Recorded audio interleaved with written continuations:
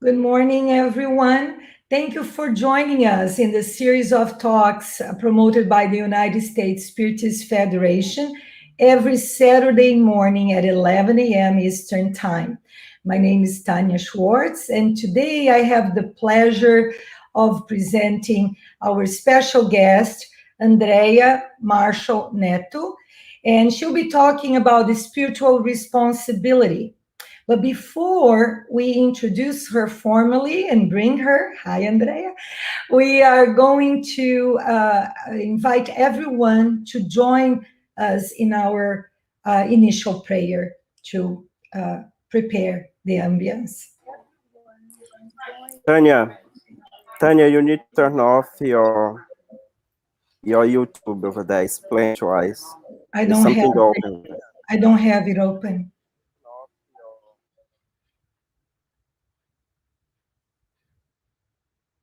Okay, I'm sorry about that. Hopefully everybody is listening to us properly. And we are going to start with our prayer now.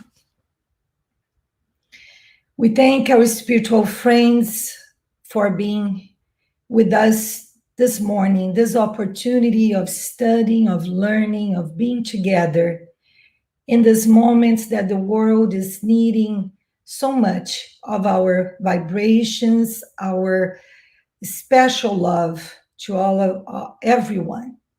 So we thank them and we ask their inspiration to our guest and friend, Andreia, and all of us who are watching, that we are able to get this information in our lives and live and practice every day.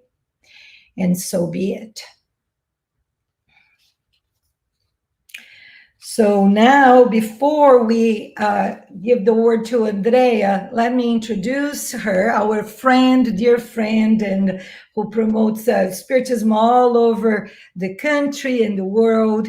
Andreia is currently the director at Conscious Living Spiritist Group, secretary of the board of the Spiritist Federation of Florida, managing director of Leal Publisher, that is an affiliated branch of Leal Livraria in Brazil, and in the translation and dissemination of Divaldo Franco's Spiritist books, and FAB Publisher, an affiliated branch of the Brazilian Spiritist Federation's publisher in the dissemination of Spiritist titles. So welcome, Andreia, now officially. Good morning. Good morning. Thank you, Tanya. Thank you. Thank you for being here with us. I want to invite everyone to send us questions at the end of Andrea's talk. We'll be chatting with her and listening to a little more of what she has to bring to us. So make sure to send your questions or comments at during the talk. Okay? So now the word is yours. Thank you, Tanya. Thank you so much for the United States Spiritist Federation's invitation and also the International Spiritist Council. It is truly an honor, a great responsibility, no pun intended, to be here to talk about this topic, spiritual responsibility. I just want to point out that we always make a point to talk about the titles and the books that were used in order to facilitate our reflections for today.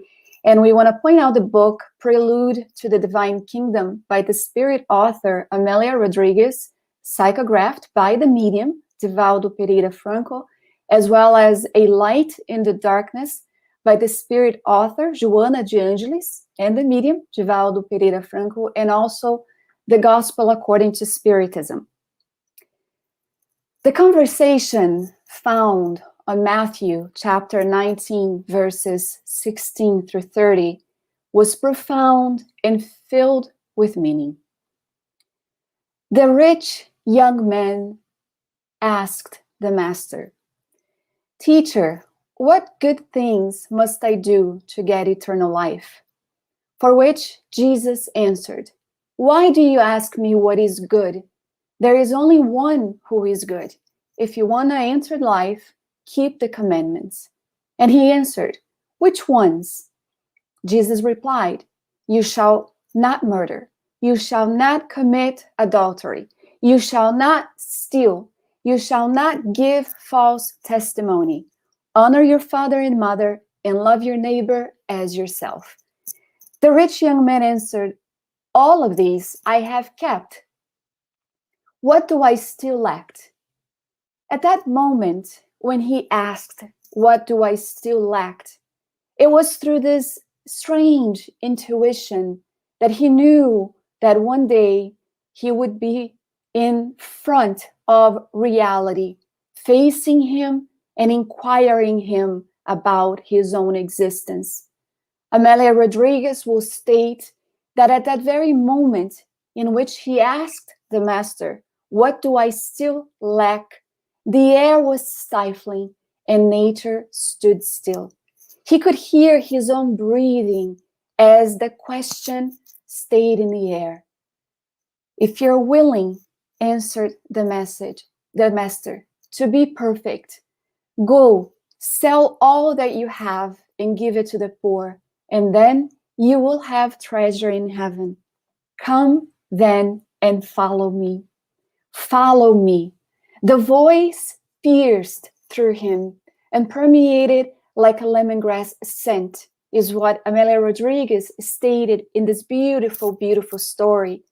She talks about that unmistakable magnetism emitted by that austere, deep, sweet eyes looking back at him. The rich young man had everything, materially speaking, yet something lacked in his life. Something that was not easily obtained was missing. Nonetheless, he wavered. He wasn't sure about what to do at that moment. He thought about his life, owning a luxurious villa, possessing magnificent treasures of the earth, but his heart was empty. And so, while he was thinking about his youth, the happiness, the parties, the constant invitation that delighted his young soul, he yearned for higher aspirations. He knew about that. He knew that eventually he would need to make a decision about all of that. He was unaware, indeed, at that moment, that the cause of his persistent melancholy, the sadness that dissolved his dreams, had indeed to do with the peace that he yearned for. Inside, he was screaming, Master, I will go and follow you. Still, he was hesitant. Yet, the hour, that moment, that second did not allow for any doubt. Everything about that statement from the master was important, and more than that, it was vital. Let us consider this for a moment, imagining that the master was in front of us, as if we were face to face with that reality. Go, sell everything, give to the poor, renounce all the pleasures of the earth, and follow me. A statement such as this one is deserving of reflection about our lives, about our own spiritual responsibilities. Because like the rich young man, he was pretty much doing everything that the commandments asked of him. But it was lacking just one factor. When we read the story and we see the rich young man stepping in front of the master, looking at that gaze, feeling naked, his heart pounding so fast on his chest that he felt like kneeling down in front of Jesus and giving in. That's what was his desire. The stranger, the master, was smiling at him, waiting for him. He knew he loved him, yet he knew that he waited for that answer. If you want to be perfect, go sell your possessions. He could hear again and again, give it to the poor, and you will have treasures in heaven. Then come and follow me. When he was able to speak again, he said, let me Let me please first go and complete in the games in Caesarea to win the prizes for Israel. No, I cannot wait, Jesus answered. The kingdom of heaven starts today and now for your spirit. There is no time to waste. But I waited for so long for this moment, he answered. This event, so close to the start of the racing season. I trained so hard. I hired the best slaves to train me. I bought the best horses. Renounce everything. Come and follow me. He would look at him and wonder, where do I know him from? He looks at me in such a way as if I am familiar to him. He wanted to run. He wanted to stay. He felt utterly distressed, this unknown turmoil beating inside of him. Amelia Rodriguez will state that he was basically in front of a situation that sometimes all of us encounter ourselves in. The horizontality of human afflictions encountering the verticality of divine sublimation. It is a conflict. It is a conflict that often we will face in this existence. And fighting that overwhelming fear, the rich young men continue. I will give everything I have. Money, gold, jewels, titles if necessary. That would be easy. But Jesus interrupted him. Give me of yourself, and I will offer you eternal bliss. What a high reward, he thought. What a high price to pay. He continued discouraged, thinking, his possessions, that would be easy to give away. But the riches of his youth, the vibrant treasures of vanities, of fancies, the family honors upheld in traditions, the pleasing admirers, flatterers, would it be necessary to renounce all of this? That restless thoughts keep flooding his mind. And the master, as if hearing his internal thoughts, responded with a silent yes when the rich young man looked up at his eyes. The dialogue was no longer possible. He felt that if he didn't run away at that moment, he could give in. And so he said, I can't follow you now. Forgive me if you love me. And he ran. A week later, in Caesarea, that capital of leisure and pleasure, we would find the rich young men. In the public festivities that was starting with the joyful pounds and sounds of different musics, the chariot competitions opened the races and the festivities. Whips lashing in the air, hands tight on the reins, charioteers speed up on that fragile vehicle. And during a less fortunate event and maneuver, a chariot flips over and the rich young man in that fragile vehicle falls to the ground. Horses racing through, wheels coming at him. The slaves were quick to be able to remove him from that situation, yet he felt the taste of blood, the sweat, the tears that was washing his face at that moment. And in that moment, he thought about the master. He heard the voice, renounce everything, come and follow me. Dear friend, was all he could say.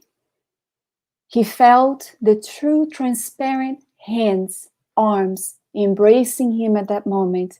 And although he was disfigured and his face was washed in tears, sweat, and blood, the condition in which they found him was with a smile upon his face. It is interesting to hear stories such as this and try to bring it into our lives, into the context of where we are in, where we find ourselves in. It's as if we continue hearing the message from 2,000 years ago, walk while you have the light so that darkness does not overtake you. Spiritism is such light that we have been given. And I often wonder, what was it personally that I did to deserve to have a reincarnation where I would be given such a light, where I would be given such an opportunity, and started considering with my husband in our reflections at home, where would we be without this light? Where would we be if we didn't have the information that brings about, that calls upon our own spiritual responsibility? There is a book that was released late last year called On the Way to a World of Regeneration, psychographed by Divaldo Franco by the spirit author Manuel Filomeno de Miranda, which is soon to be released, in which the spirit author pretty much starts the book off, it's about the pandemic, talking about our responsibility individually and collectively with what is happening with our globe today.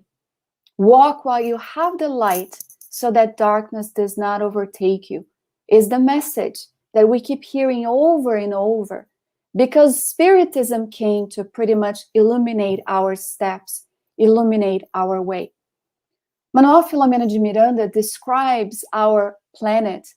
He's observing it from the spirit realm, from the spirit colony in which he found himself, talking about how our world prior to the pandemic was slowly being enveloped by what he called a massive mantle of darkness, fruit of the somber, dark, spiritual fluids that came from the harmful mental emanations of its inhabitants.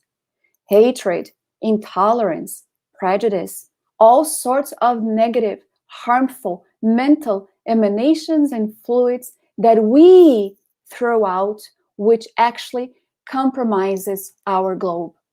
Allan Kardec will state that the quality of fluids, the quality of thoughts that we have, the sentiments from our heart have the power to transform the very psychosphere in which we live in.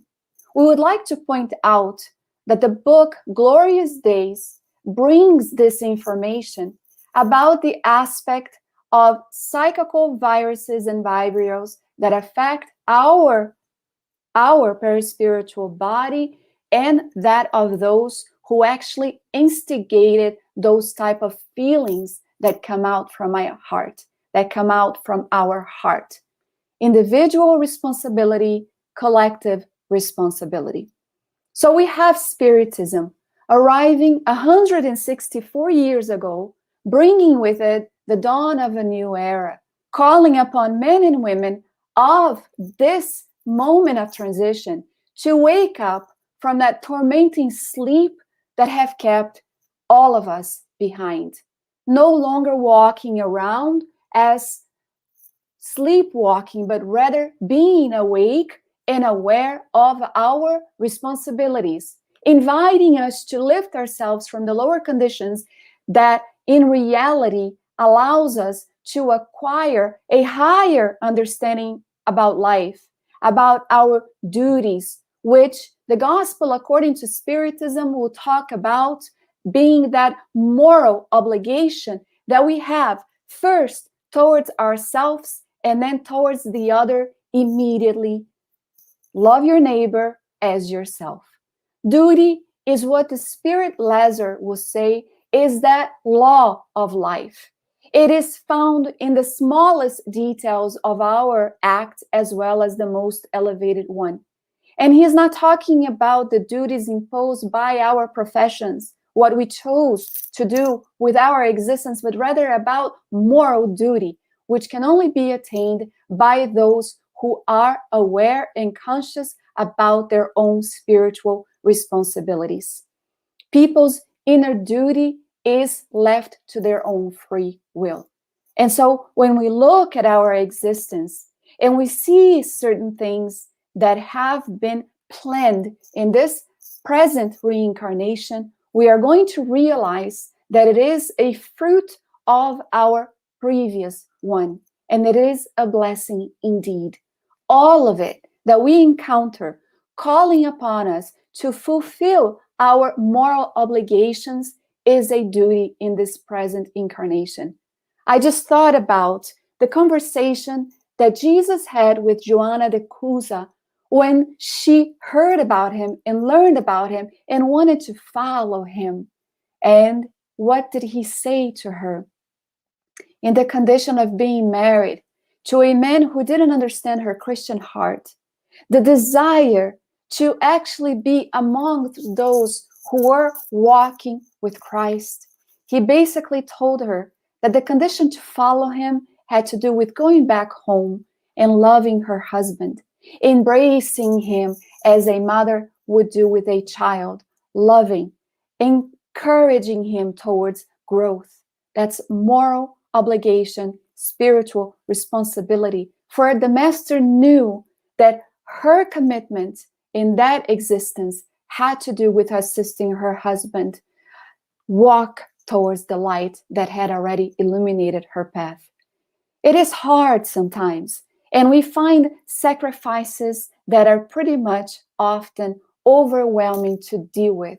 Yet we find with Spiritism that we don't reincarnate at a moment of transition such as this one, where changes are challenging and bring about obstacles that we have to pretty much deviate from without the assistance of the benevolent spirits. We know that they're there, and often that sting of a conscience is them speaking through us, waking up the guardian of inner integrity, is the words of the Spirit Lazar, warning and upholding us towards what is needed to do. They will tell us that when faithfully observed and obeyed, the duty of the heart uplifts us. But how is it? How is such a duty determined? How is it that we employ individual spiritual responsibility and collective spiritual responsibility? Well, they answer us. Duty begins precisely at the point in which we threaten someone else's happiness or peace of mind, and it ends at the limit we would not wish to see surpassed regarding ourselves. It is aligned with the golden rule, which is understood by all of the religious philosophies of our planet at this time. It is a summary of all of our moral speculations, is what it is going to say. It is that which brings about the courage of the soul to be able to confront the difficulties of life's struggle. It is both strict and yielding, ready to adapt itself to the diverse complications, and it remains unbending before temptation.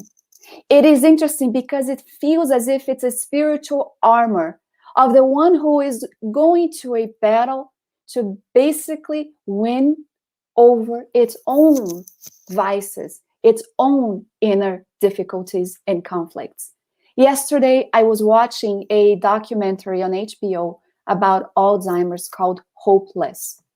And it is the different families and the difficulties that they are encountering with having to care for someone in Alzheimer's in different stages of the patient's life. Some of it having been diagnosed within 2 months, some of it having been diagnosed with 8 years.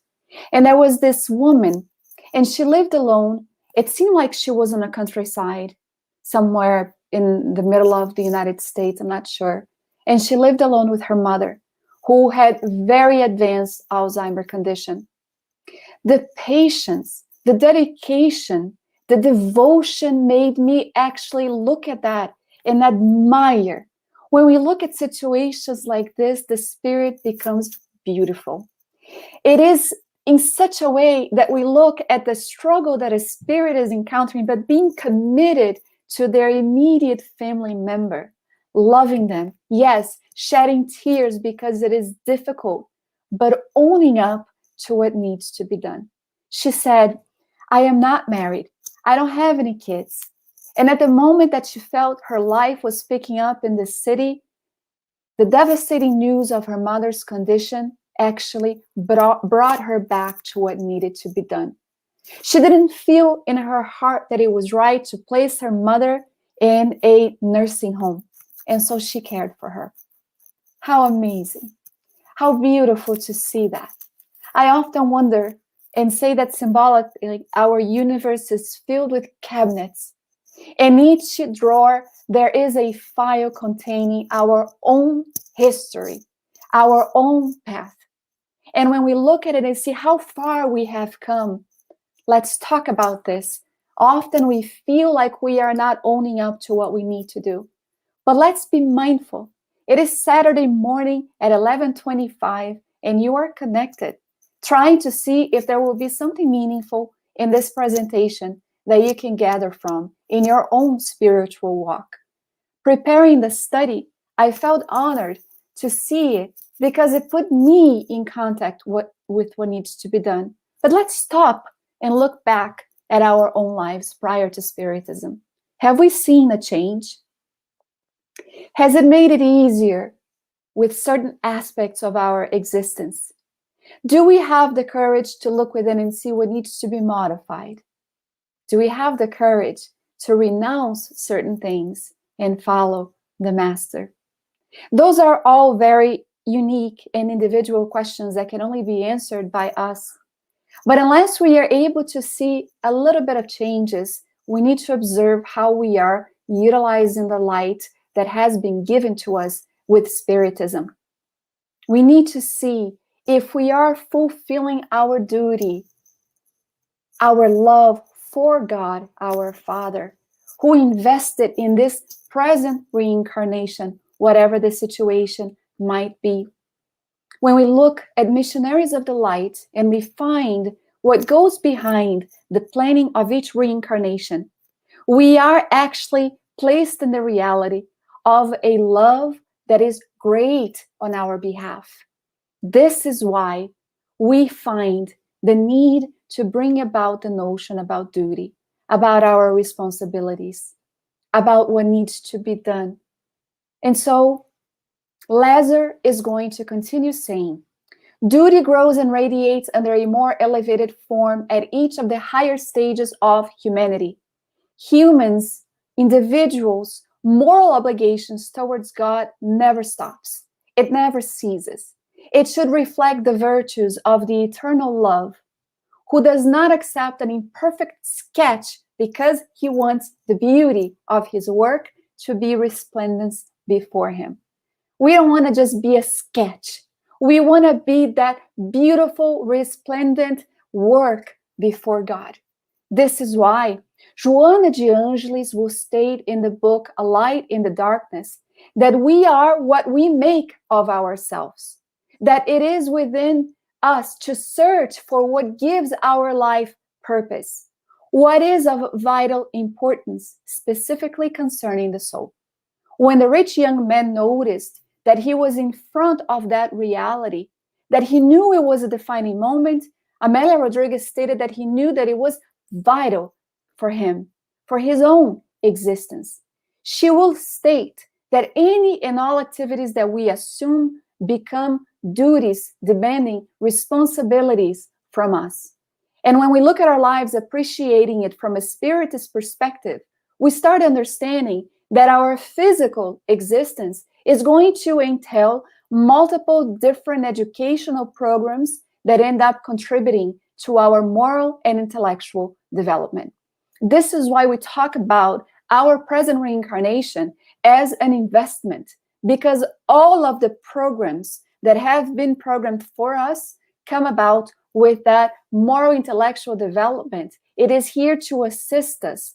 And so we should, as spiritual beings, aware about immortality, aware about the fact that we are the authors of our future existence, we start observing and appreciating it in that sense. We start seeing our reincarnation as that extraordinary, invaluable opportunity to fulfill our responsibilities, looking immediately at our home, our family members, and then we stand out into society.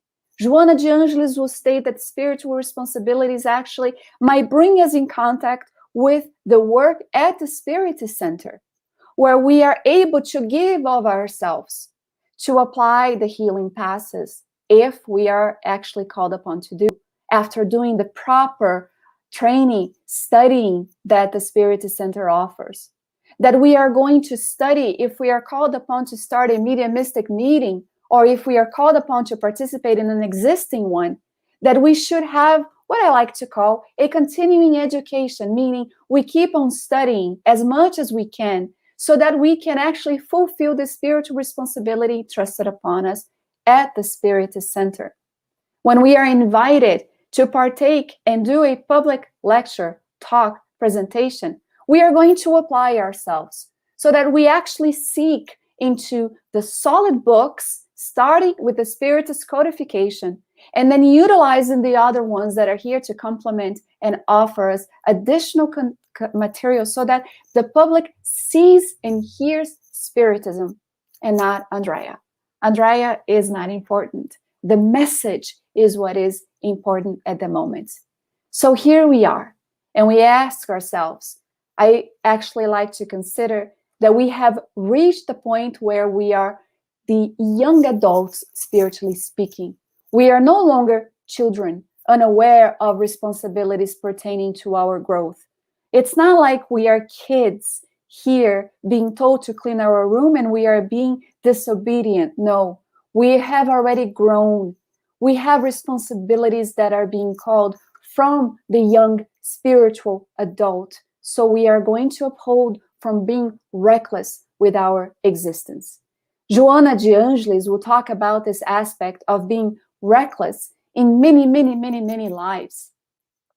This is why when we look at our lives right now, she's going to say that according to the severity of each occurrence in a previous existence, there is a specific course of action in this life meant to rebalance, re-educate, to awaken the individual's lucidity, fostering discipline, promoting happiness for him or her.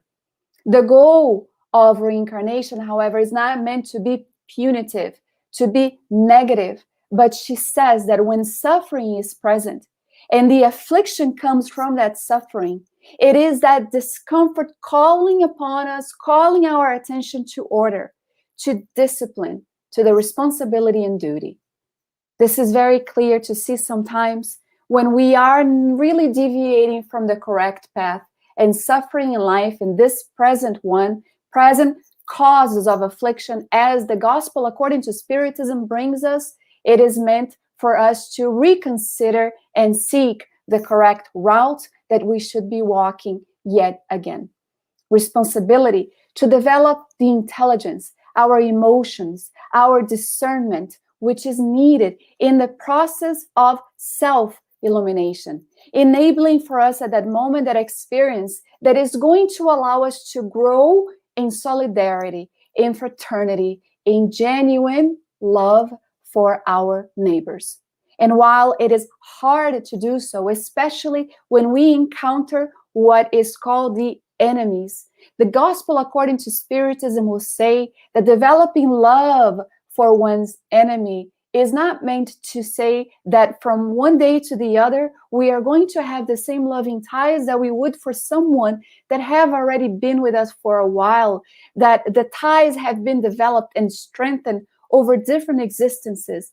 But it means that we don't wish any evil towards someone else, that we don't put any obstacles to try to overcome the distance that has been placed because of this or that situation.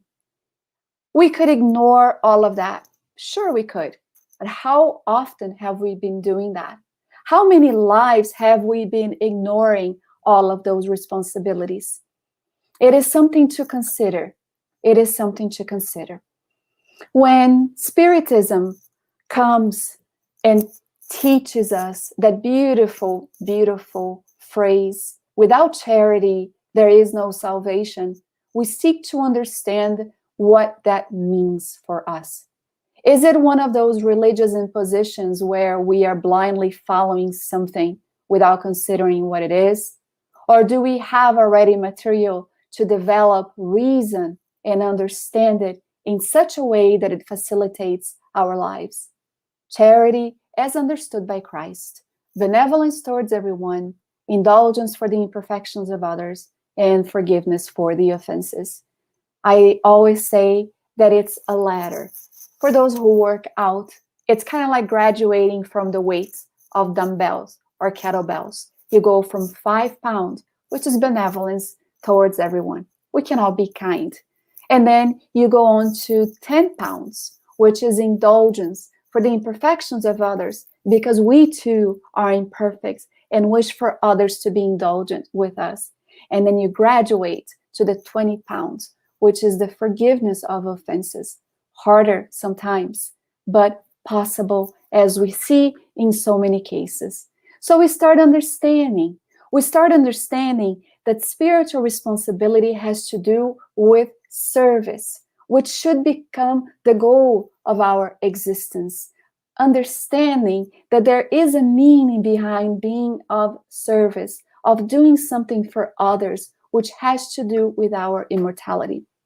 Maybe this is what led Albert Schweitzer to talk about the fact that he didn't know what people's destiny would be, but he said, one thing I know for sure is the only ones who are truly going to be happy are those who found and have sought to serve. It is a beautiful, beautiful statement that he brings us. Come and follow me. Here we are. Joana de Angelis will state for us that to make the decision to live joyfully and experience well-being, even during the not so happy times, must be the ethical behavior of everyone who has found Jesus, the most shining example of perfection that we have. When Jesus, we have already encountered him. And when we learn about his teachings and we read it and try to bring in the depth of it, an understanding about it, we understand what he meant when he said to those he healed, go and don't sin anymore. That is a spiritual responsibility that he placed upon the individual who was healed to understand what he or she needed to do in order to attain the spiritual and physical health. It is that divine awakening of the inner divine essence that we have. It is the fundamental reasons of a happy existence that allows us to increase the responsibility of the soul for plenitude. If we want to reach it, we need to be grown-ups. We need to own up to what is expected of us. The fulfillment of our duties as citizens, as family members, and moral individuals is what is going to help us acquire even greater spiritual responsibilities in our lives. Manuel Filomeno de Miranda, in the book, my goodness, I always forget the whole name in Portuguese, nonetheless in English, Psychiatric and Spirit Obsession Disorder, he talks to us about responsibility. He will say, the fulfillment of our responsibility and our duties is a blessing of uncontestable value for us, which demonstrates our psychological maturity and our moral responsibility. Duty becomes a virtue when its objective is the fulfillment of responsibility that benefits others, that benefits social groups. Individual responsibility, collective responsibility. With Jesus, we learn about the duties of solidarity, realizing that the happiness of our neighbor is of vital importance for us as well. This is why I love Karen Armstrong. When she developed the Charter for Compassion, which, by the way, it's a great website, and you can actually enlist to receive their newsletter and partake in it, she talks about the need in our current society that we dethrone ourselves from the center of our world and place someone else there. When we look at people like Chico Xavier, Xavier, or Divaldo Franco, and we see their entire life dedicated to service and helping someone else, we find that we are able to do that too. Not perhaps in the sense in which it was done, and the greatness of which it was done, but if we are to start in the home, the cell of society, developing the sense of solidarity and love and respect, mutual admiration, assisting one another to grow, we are able to have an impact on society as well. And we often talk about this when we are unhappy with the things that we see outside in the world. We need to be mindful that we also have to be concerned about the inner world and what we are doing with our own lives and existence, committing to the spiritual obligations. Prospect of invaluable moral growth is going to open up to us. And the manner in which we perform it is what is going to define our personal future, inheriting the earth, partaking in the world of regeneration, because after all, we are in the moment of transition.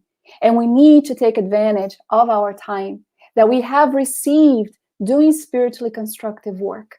Because in the word of the higher voices of the spirits, it is the Spiritist responsibility to cooperate in the progress of humankind by practicing charity in the most far-reaching sense, as we have already stated, benevolence, indulgence, forgiveness, just as a master, our guide, Jesus taught us, being able to practice it without prejudice of any kind, prejudice of color, ethnicity, creed, gender, economic, social status, it doesn't matter.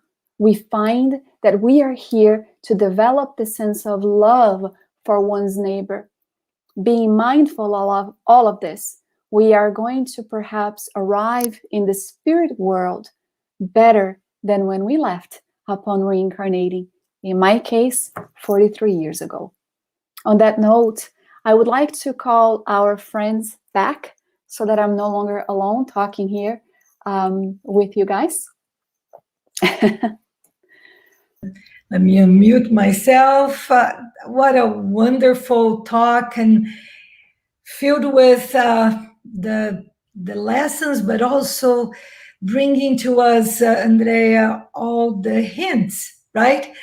It's all there for us to follow, for us to learn and make our lives really better, even and despite all the things that we are going through and all the adversities, that we can find the joy when there is service and there is love in our lives. So it was really great. And I'm sure that a lot of questions, or at least, comments, and people want to participate more, with you and asking and sharing some of their, their questions. So right now, let's see if we have any questions. Our friend Danielle will be bringing to us from Julio Aniceto.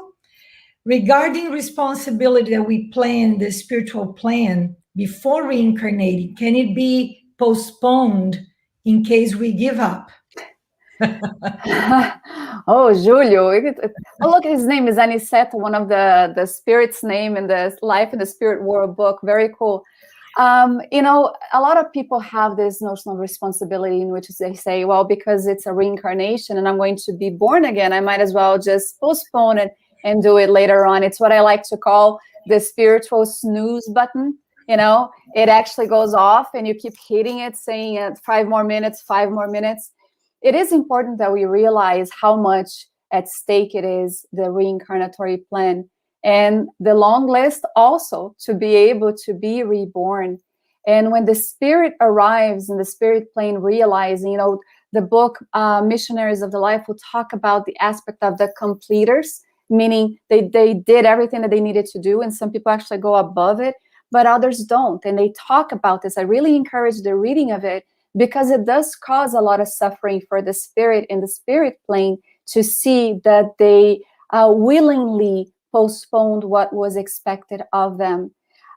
So when we see that, we are going to understand even more the aspect of previous causes of affliction. So if we already know about this, right, it would be best to try to employ and make a little effort. The spirits talk about this in the spirits book, and I don't remember the question by heart, but they do talk about the fact that we are able to overcome the negative tendencies, that which still holds us back, but we lack effort a little bit, right? So will and effort being the potential of our souls, we need to be in contact with that. We need to make it be awakened.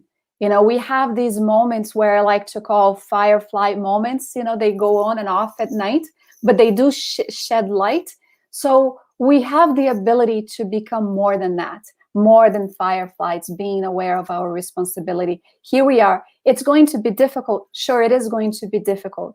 But if we keep accumulating, right, what needs to be done, it's going to be very hard. One of the things that we need to consider also is that we never reincarnate with more than what we can handle. We try to put more on our plate, symbolically speaking, asking for this type of trial, asking for this type of expiations. But the spirits know what our strength and our weaknesses are, and they're going to give us what we are able to handle. And sometimes the difficulties that we encounter with our families, we actually had a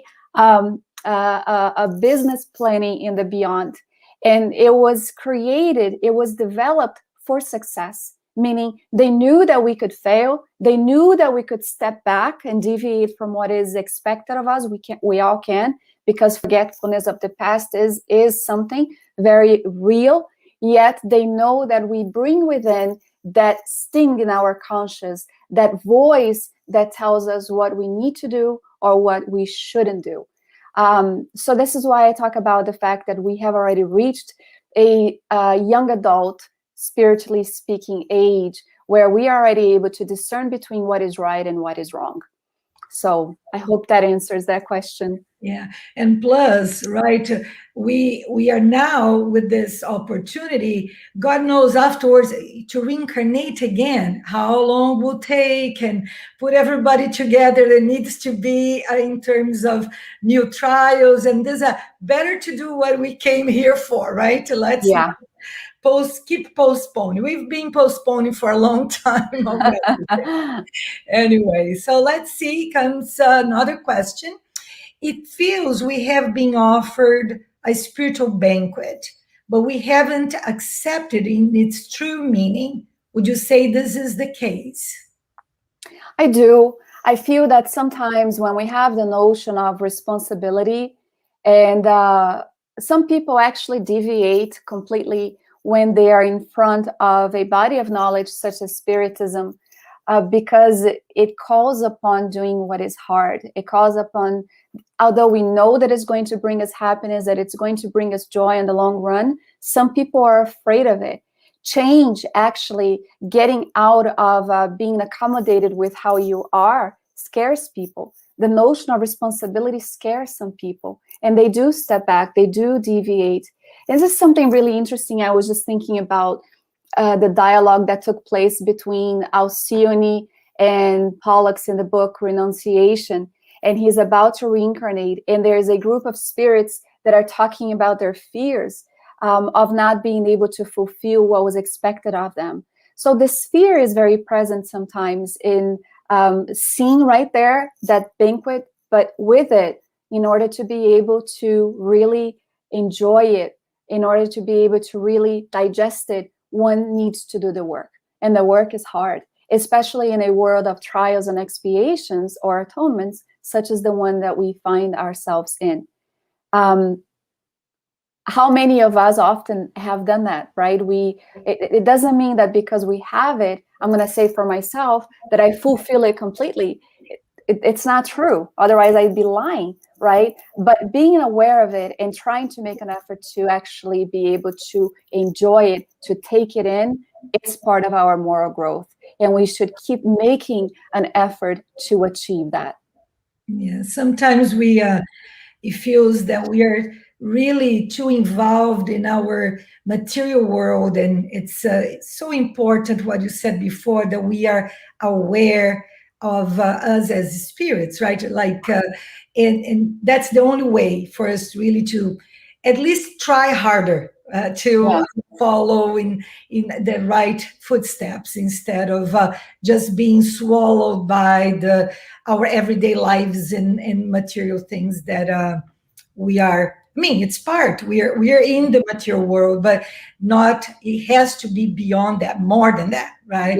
Yeah. Very good. So Daniel Santos is asking us, what do you say to those who blame society or others for not fulfilling their own spiritual responsibilities? That's a good one. Yeah, Danielle, I'll talk to you after the live for this question, okay? It is interesting to see this question that he brought, because this is something that is happening a lot. When we place blame on others and we are pointing fingers out there, we are not doing the work for our own responsibilities. It's easy. The other day we were talking about this, how often it's so much easier to blame political leaders or people in society in leadership about what they're doing. And when we do that, we are not being vigilant of our lives, but someone else. So the teaching, pray and be vigilant, is not pray and be vigilant of others or what they're doing, but rather of yourself. What am I doing? Because in the end, it's between us, right? Mother Teresa said that in the end, it's between us and God. It's not about the other and God. It's about us and God and our responsibility. The aspect of religiousness, of being aware of what we need to do, is also the talk about the fact that we are trying to be connected with our Father, who is the one who invests for us to be enrolled on planet Earth, on this planet, to try to develop all of our qualities. It's interesting because I watched the other day the situation that happened here in Florida, in which some kids were listening to really loud music. There were 4 teenage kids in the car, and this guy was unhappy about the music, and so he asked them to turn it down. Well, one of the guys in the car turned it down, but the other felt offended, and so he put it even louder. And what did the other guy do? He shot into the car 10 times, and one of the kids died.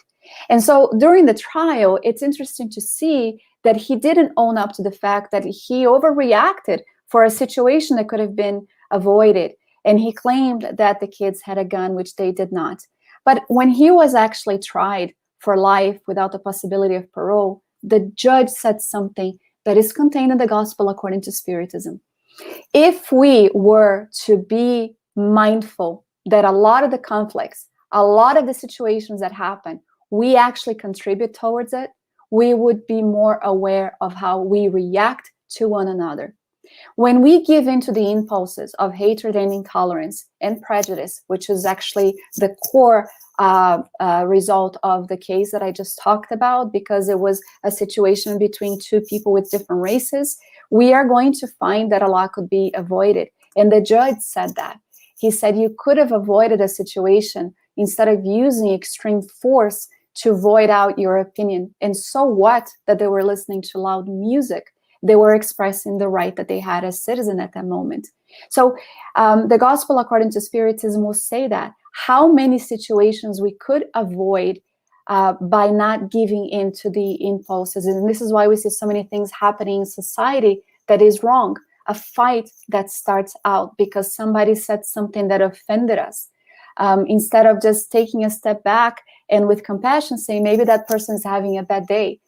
Road rage, somebody cuts us off, and we see cases in which a person actually goes and hits the car. Where is all that anger coming from?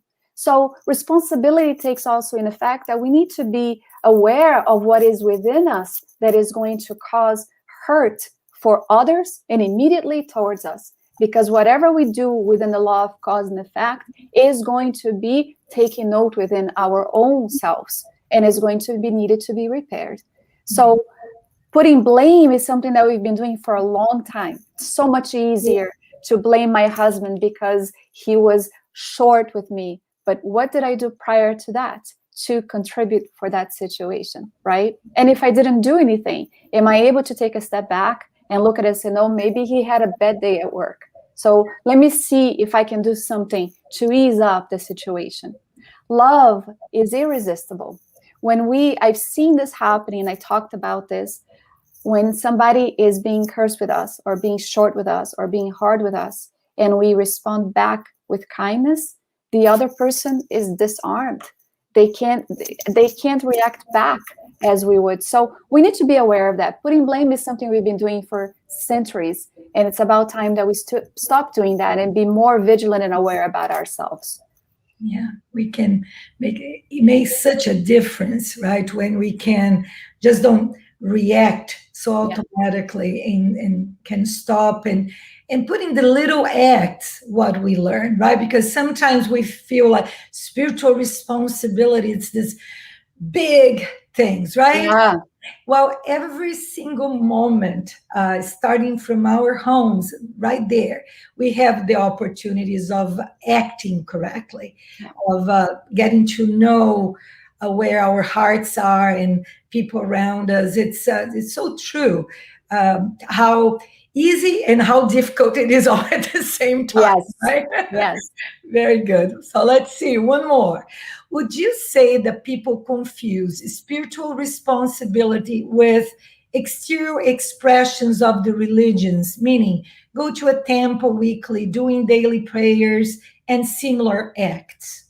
Sure, I do. It's so exactly what you just said. People confuse this aspect of it as something great and something, with these exterior expressions of religions that the United States Spiritist Federation is asking. But spiritual responsibility is about taking the religiousness within, meaning that which connects us to the Creator, and try to apply it, as the Spirit Lazarus said, duty in the smallest act, also in the greatest ones of our lives. Whatever we assume in our existence becomes our moral obligation and duty.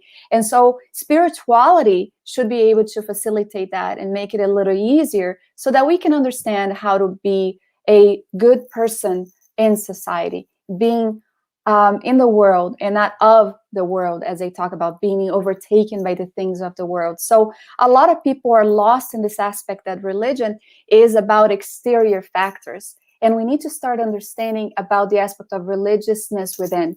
Emmanuel talks about this. He talks about the fact, I think it's Living Spring, I'm sorry, I don't recall the book, but he talks about the fact that we need to observe faith as an objective of our existence. Faith is going to empower us, to give us strength to face all of which comes to us. So it's something that is alive. It is a force that is in action. It's not something that is just in the exterior. It's within also. And that is applied for every situation that we can think about. In marriage, in life, in society, in illnesses, whatever the situation we may encounter is, unless we are observing the religion that we embrace as that which is going to connect us to God, we need to be a little bit inquisitive about how much that is benefiting us as a individual in society. So, Yeah. It's a nice challenge, right? How are we living what we preach or what we learn, and yeah. really in every aspect, yeah. And religion. I mean, a lot of people really confuse, and we have to. When I say a lot of people, I say we should also start thinking ourselves, how do I take this? Because like you said, it's easy to say people, others, right?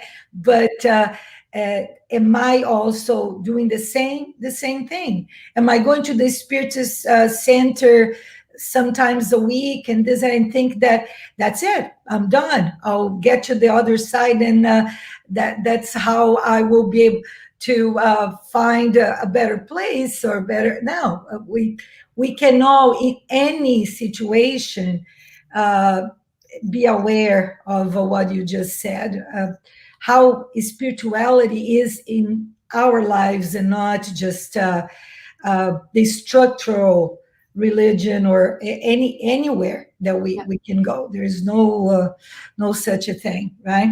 So let's see. Okay, from Yasko. Yasko is with us again. Thank you. Hi, Yasko. Great info, dear Andreia. From spiritual realm, dark mental emanation from Earth was noticed before pandemic outbreak.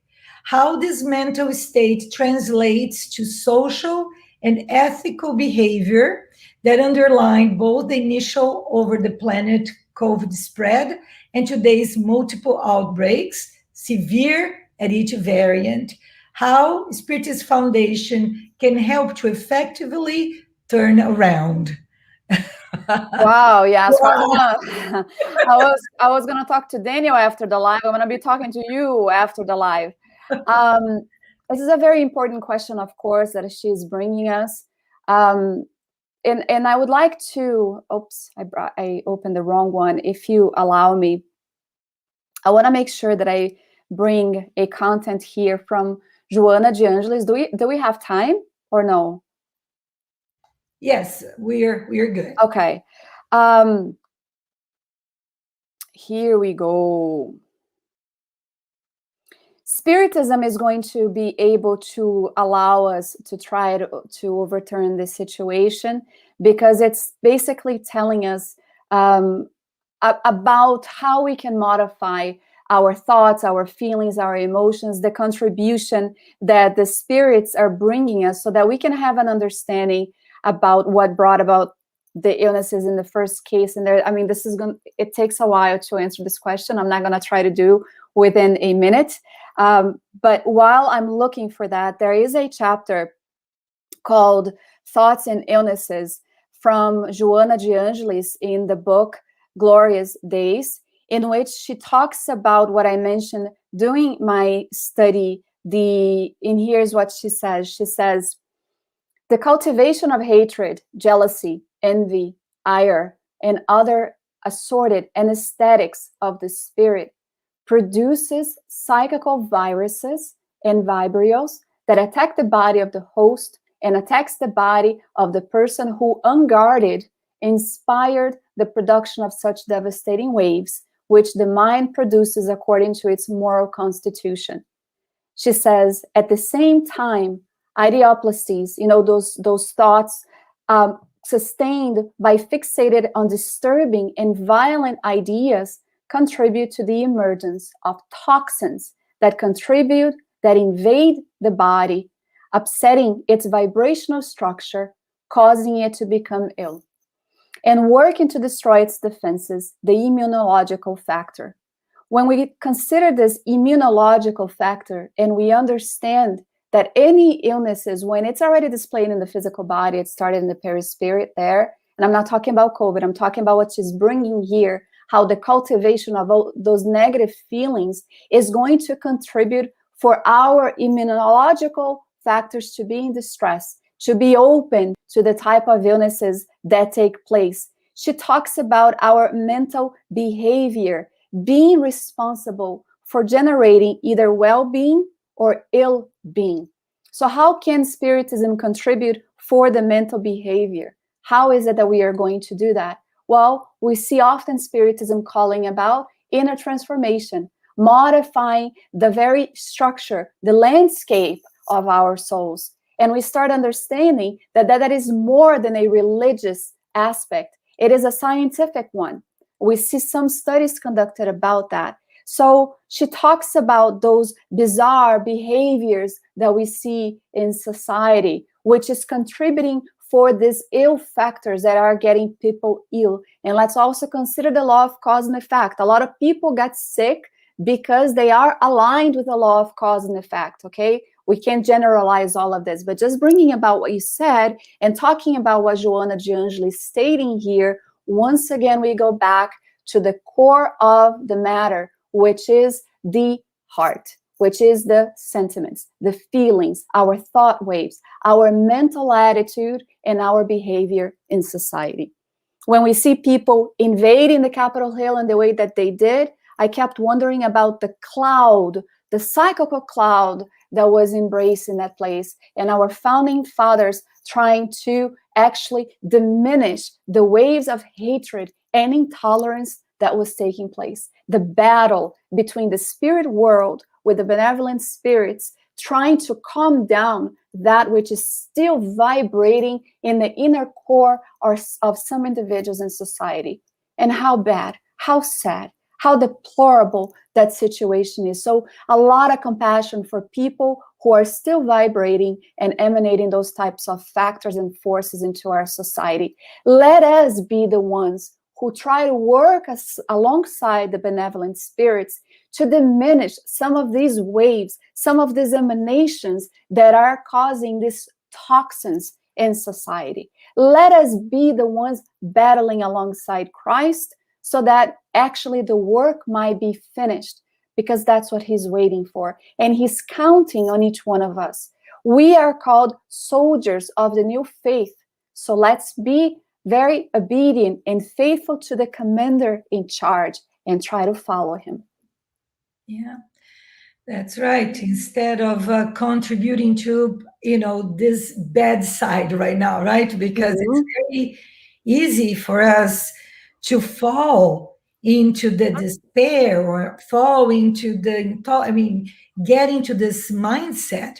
So that it's a huge challenge, and also in this spiritual responsibility that you're talking about, to contribute to the betterment, right, of this psychosphere. Not really. And when we see all this, what are we doing? How are we positioning ourselves as spiritists, as sons and daughters, of God, into helping the planet and not adding to the problem, right? Yeah. So it's a major thing. Can you tell again the title of the book you just mentioned? Glorious Days. Glorious Days. Okay. It sounds a wonderful source of learning. So that's why I want to repeat so everybody can look for it, right? And study. Okay, let's see if we have one more question. We have time from Kirsten dos Santos. Great talk, Andreia. And a question. Can you give some concrete examples of what spiritual responsibility is? Thanks. Look at her. She's my sister of the soul. I'm going to use her as an example then. The spiritual responsibility, it varies so much, right? Because our lives are all very different. But I'm going to use my dear sister as an example. She's a devoted mother. She is a devoted wife. She tries to do what she can to overcome herself. She is aware of what her frailties are, and she looks within to try to overcome them. She's also aware of what her strengths are, and she uses that to be able to make a difference around her. And I also know that she's a devoted spiritist disseminator also, and she tries to utilize the content within to make a difference. She is married to someone who is also aligned with the work of the United States Spiritist Federation, Danielle. And I know that combined together, they are trying to educate these kids so that they become the good person in society when they grow. So that to me is a concrete example of spiritual responsibility. And it's going to vary with all of us, right? If we are alone, or what do you say if somebody who's not married, who live alone? The responsibility to try to get to know oneself. The pandemic invited us to stay home, isolated, and there was a reason for that. To look at what needs to be modified, transformed, what we can use to actually make that happen, because we all have already great virtues within, and some are already blossoming, some are already growing, some of it are already showing the colors of the flowers of our souls. So let's be sure that we are watering it, that we are applying the proper nutrients, that we are seeking in prayer the strength that we need to be faithful, observant disciples of Christ. Spiritism is Jesus coming back to us, calling upon us to be aware of our present existence so that we don't fall into the dark abyss that we have felt over so many times in previous lives. Let us be aware of that. Yeah, that was great. Yeah, each one of us can find our way in so many ways. Like you said before, our everyday lives. Everyday lives. We have all this opportunity of finding and acting upon our spiritual responsibility. Mm-hmm. Let's move forward. Oh, again, Kirsten, how do you deal with the personal stress we experience when the people we love don't accept their own spiritual responsibility? With compassion and understanding that we are, I always like to use the example of flowers blossoming.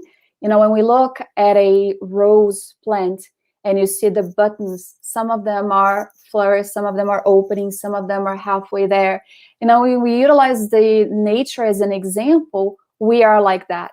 We all flourish and open at the appropriate time. And we need to develop compassion and understand that if they are unaware of their responsibilities, becoming stressed about it is not going to help. We can either try to assist them, and if they're unable to accept that assistance or see it in the way that we do, we also need to give them the space and time so that they can learn in their own turn. Unfortunately, suffering might be something that is going to make them awaken. The pain from the situation might awaken to what needs to be done.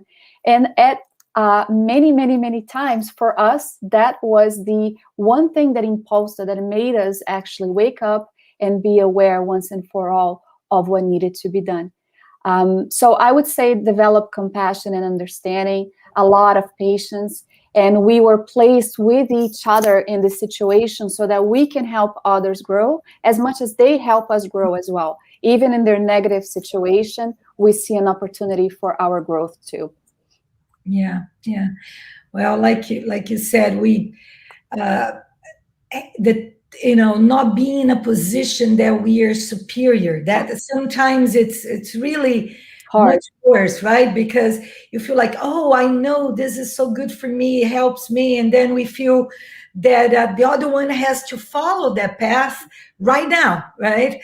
And as you mentioned, the learning goes both ways. We're together for a reason, and I love the analogy you made with the nature. It's really something that we can use all the time, right? All the time. To learn. Okay, let's see. We still have more time, and Bob is bringing us another question. Any thoughts about spiritual responsibility on large issues like global warming and species extinction? Bob, I missed you. So good. I think it's Bob Alberg, right? With the beautiful Marianne institution that he opened. Sure. This is a topic that is very conflicting for some people, right? The aspect of global warming and what have you. I think whatever speaks to our hearts, we should educate ourselves so that we can see how we can make a difference. Here in my home, I have someone who is always reminding me about the recycling aspect of Marcelo is somebody who's very aware all the time about that. I'm very grateful. Sometimes we forget, but it's not because we are being negligent or ignoring it. It's because some people really do forget. But on that aspect, Bob, I think that, like, for example, if you are aware of that and you are someone who's passionate about this, you try to find ways that you can be helpful.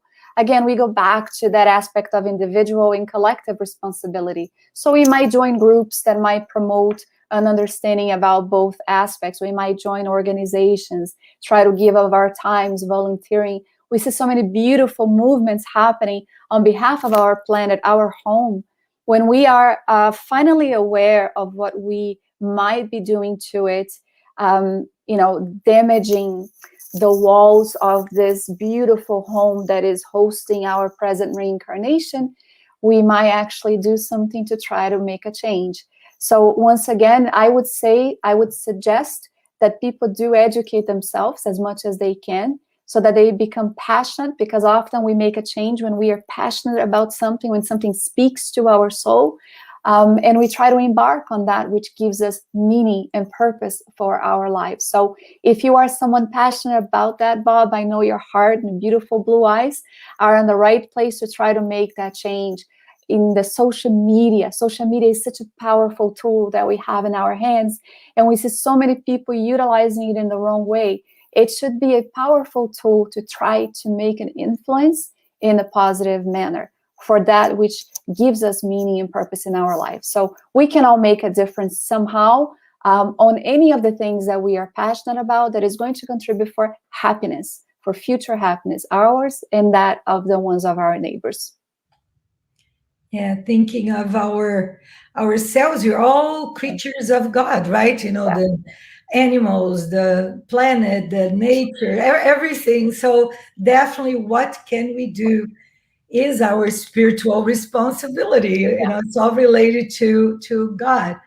Anyway, so let's see. I think we have time for one more. A lot of people don't even think of themselves as creatures of God. How can we share this spiritual experience to them? That question looks like Danielle's question again. I know it's Danielle. You know, that is an interesting question. And I remember the Spirit Joseph on the Gospel According to Spiritism. He talks about faith, again, as being something that needs to, in order to be useful, it needs to be productive, it needs to be in action. And he says that those who profess such a faith in their actions actually are so powerful because it speaks to the ones who didn't have faith. And it speaks even to those who wish to say that they don't want to have it. They don't want anything to do with faith. That's how powerful it is. I think that when we act in such a way, I remember this person who comes to our Spiritist Center, he said that one of the things that really turned his soul awakened to the possibility of Spiritism and the liberating message of it is because when he heard it, some people that talk about it have such energy, have such lively about the way they speak, their lives seems to be meaningful that they couldn't resist it. So they're now Spiritists. And I think that's what it's about.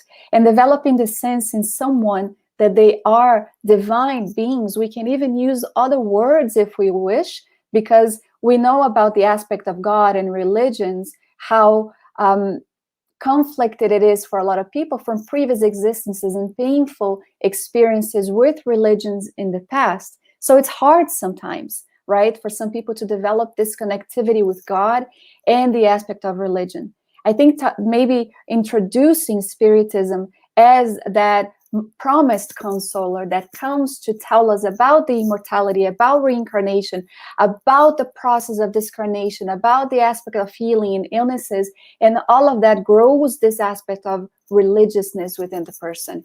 Before they know it, they might not even consider themselves creatures of God, but they might see themselves as special beings, as someone who came from a divine source. So we need to be able to utilize the language that is going to speak to their souls. I think that's what matters most, and as opposed to just saying, imposing some ideas that might not speak to someone's soul entirely. We have someone who was atheist when he came to us.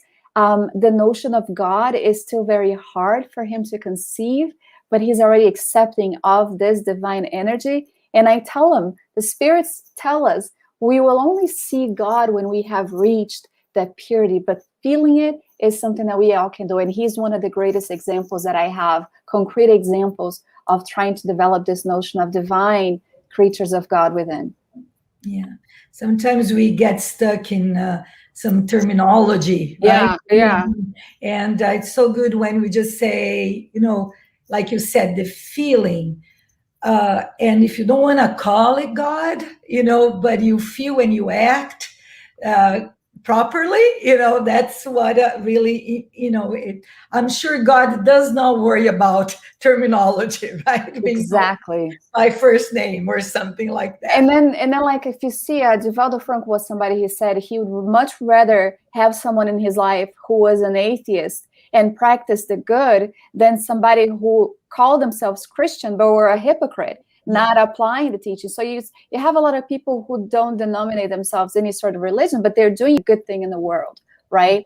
They are applying a basic golden rule, which for them is the right thing to do. And that's great too, right? It doesn't matter what it is. So I think that's really good to consider also how a lot of people talk about God, they talk about Jesus, but their actions does not reflect what they say. So Exactly. Apparently, we have some comments that I will bring, so you can share. We can share with you. So, Bob, once again, he says from I love it. I guess Love it. the only ones among you who will be truly happy are those who have sought and found how to serve. Oh, it's so beautiful. So beautiful. We wonder what motivated Albert Schweitzer to do what he did. And that is his own commitment, but it is a spiritual responsibility. And he applied both his own learnings, his own profession, responsible professions, to try to apply what he did because he needed to. But what was it that called him? What was the driving force that took him where he did, right? And my God, he's such a beautiful example that we have in society to try to learn from. I have his books. I really encourage anybody to get them, ebooks, whatever. But really try to dive into perhaps thinking, what is it that motivated, that drove people to act in the way that they did? So we can feel also encouraged and empowered. It's irresistible. Yeah. Then we have spiritual education in the light of Spiritism. That's what Andrea is talking about. We have to be a better version of ourselves. And as Spiritists, we are being held accountable for our actions. Very good. Indeed. Thank you. Any others? Oh, from Julio. Thank you, Andrea. I have always been curious about the good brother Aniceto since I read the books from Andrea Luiz. Anyways, awesome talk. God bless you. Thank you. In our Spiritist groups, we talk about it in this. If a book doesn't have a really hard name to pronounce, it's not a Spiritist book. So with our English-speaking friends, we call it Aniceto Ani, because it makes it easier, than say Aniceto. It's so hard for some people. Yeah, that's right. And this is one of the easiest ones to pronounce, I would say. Yeah. Okay, Luis Barbosa, I like this sentence, religious within. Many of us have become very good at practicing the external religion, but few of us can actually live the religious within. That's true. In the pandemic taught us that, because a lot of people felt that, they needed to be at the Spiritist Center to be receiving the energies and the passes. And when we talk to them about the lives that are being promoted, the study groups that have been conducted throughout, since last March, our homes became an extension of the Spiritist Center. And we were able to bring what we were, and we got ready for the pandemic. People don't understand that. The Spiritist Center empowered us and got us ready to face it. And we continued all of the activities so that people could feel that religiousness within, right? So, wow, I can feel good at the time of the prayer at the moment, and maybe my spirit mentor guide is here applying the healing passes, for sure, as they always do. Sometimes we are not even aware, and they're there applying the healing passes, encouraging us, strengthening us. So yeah, the Spiritist Center became, our home became an extension of the Spiritist Center. And that was the beauty of the pandemic as well. Very good. Okay, thank you for that information. You speak the truth. That's a good one. Thank you. Thank you from Jussara. Thank you, Jussara. Thank you. You, God, that is beautiful. Yeah. Thank you. We have individual responsibility and collective responsibility. Thank you, Julia. Very nice. So before I'll ask you to do our final prayer, and before then, if you want to do some final remarks, I just want to let everybody know that next week, July 31st, we're going to have our 11 o'clock Eastern time talk by Marcia Trajano. She's going to be speaking about understanding the power of compassion. So we continue our live next week with a very good talk again. So I would like, in the name of United States Spiritist Federation, thank you, Andrea. It was a great theme, great talk, very, very important message for us to think and live in our lives. And if you can now do your final remarks and with the final prayer for us, that will be wonderful. Thanks again. Sure. It was a pleasure being with you guys today. Thank you so much for the invitation. I really hope we hang tight during all that is happening. The benevolent spirits are with us, so let us be mindful of that and remember that always we are not alone. And on this note, in thinking about the benevolent spirits, let us open our hearts and truly maintain our minds elevated as we think about God, our Master Jesus, and the benevolent spirits that not only oversee the work of the United States Spiritist Federation, but also the International Spiritist Council, but also our own personal spirit guides who are here with us at this time, being so grateful for the moment that we have had, and also profoundly grateful for the Spiritist message that has come and arrived at the most defining moment of our immortal existence. How blessed are we for having been in touch with such a body of knowledge that not only empowers us, but makes us look at the world in a different way, that allows us to observe ourselves with more clarity and understanding, and allows us to try and develop compassion and love for our immediate families and those in society as well. We know that we have a long way to go, dear Jesus, until we are able to be with you. Yet we know that you are with us always, encouraging and guiding us so that we can walk faster towards the spirit illumination of our soul. Thank you so much for having been with us since before and inviting us to be in this planet that you oversee, inviting us to be part of your flock. We are so grateful for all of these blessings and more.